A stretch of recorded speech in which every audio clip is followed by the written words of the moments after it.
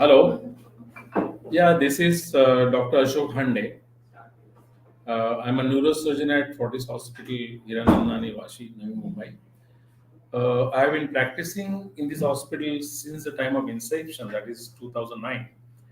And I'm fortunate enough to see the neurosurgery practice over almost last 30 years.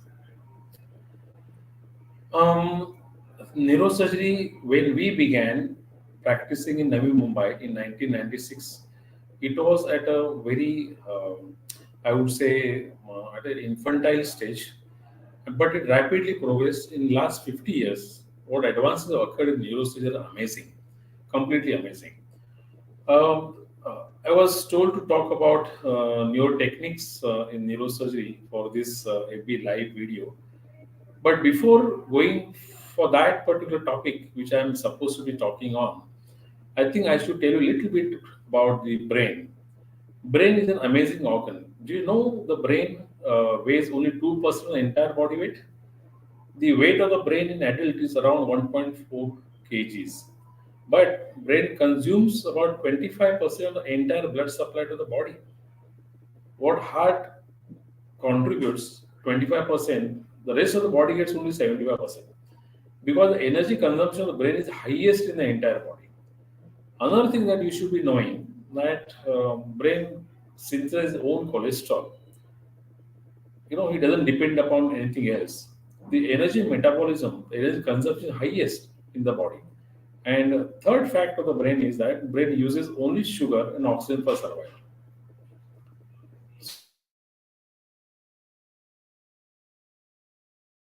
So nothing and the sugar for survival, the brain cell will die. As far as brain cell death is concerned, what we call the neuronal death, there's one more thing which is very specific for the brain is brain never regenerates.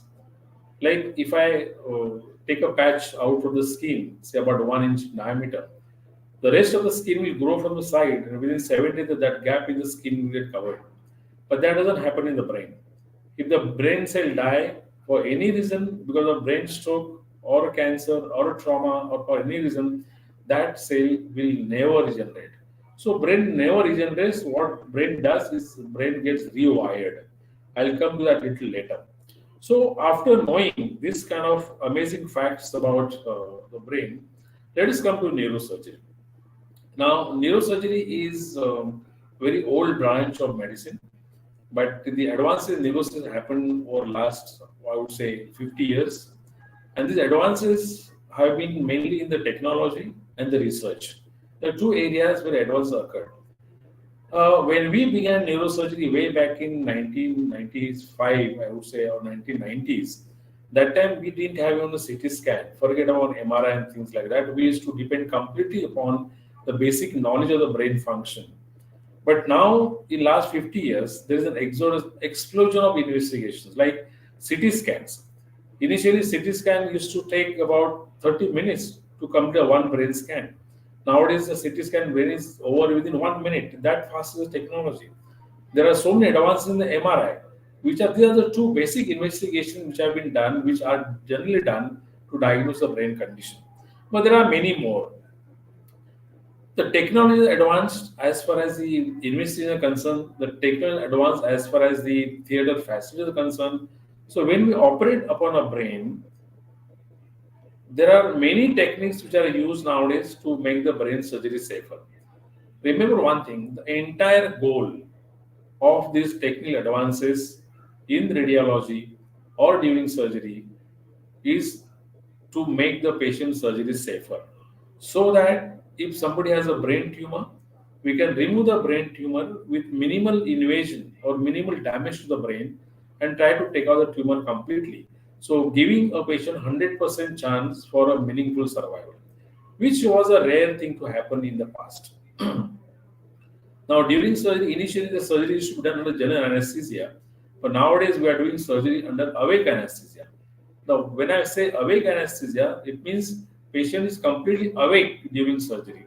He knows what is happening around, and we have a different tools during surgery where we keep monitoring the brain function, called the brain mapping. So we know we remove the tumor without touching the important areas of the brain. Ultimately, what we achieve by doing this, one is a 100% tumor removal, and second thing, the because of brain mapping and because of awake anesthesia, since we don't touch any important areas of the brain, the surgical field has become so safe that tumor is gone, at the same time the functions are preserved. That's the sole goal of doing this surgery. There are many techniques which we use during surgery. One, as I said before, is a brain mapping. It's called the intraoperative neuromonitoring. We use a lot of dye studies where the dye will lit up the tumor and the rest of the brain not. So we know exactly in which day the tumor is spreading.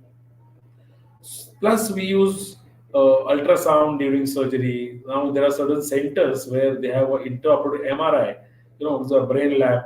So, there are various techniques which can be used to make the patient safe from the surgical outcome.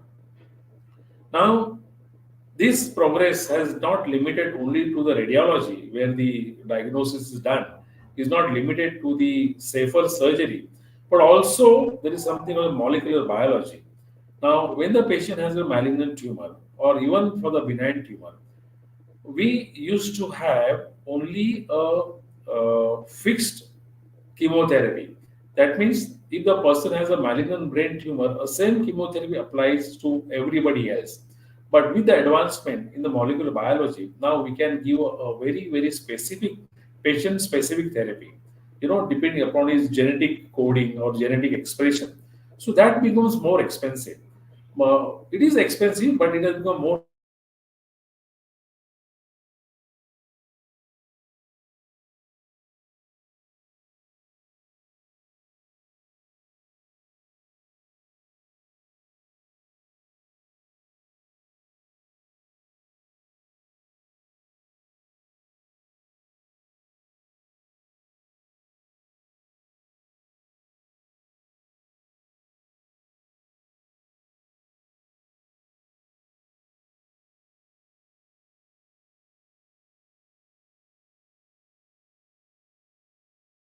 is that, and this is a specific field or the function of the brain. It's called neuroplasticity, and this neuroplasticity is something which is very unique to the brain, where lost function can come to some extent by doing this rewiring, and this rewiring is done by a branch of the medicine called the neurorehabilitation. There are various techniques where lost function can be brought back at least to certain extent, some extent, by the neurorehabilitation. Now, these advances, which I've told you, they are I've told in a nutshell. But remember one thing: this advanced technology is extremely useful, but you should be knowing where to use it. It can't be used for anybody else. It is extremely subjective specific in the sense that the person who uses the technology has to be well versed with the technology.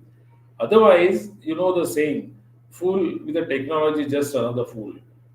So if you don't know how to use the technology, best not to use it, because technology advancement also requires a personal training and it's a very steep graph. If you know that, then only it can make the sense.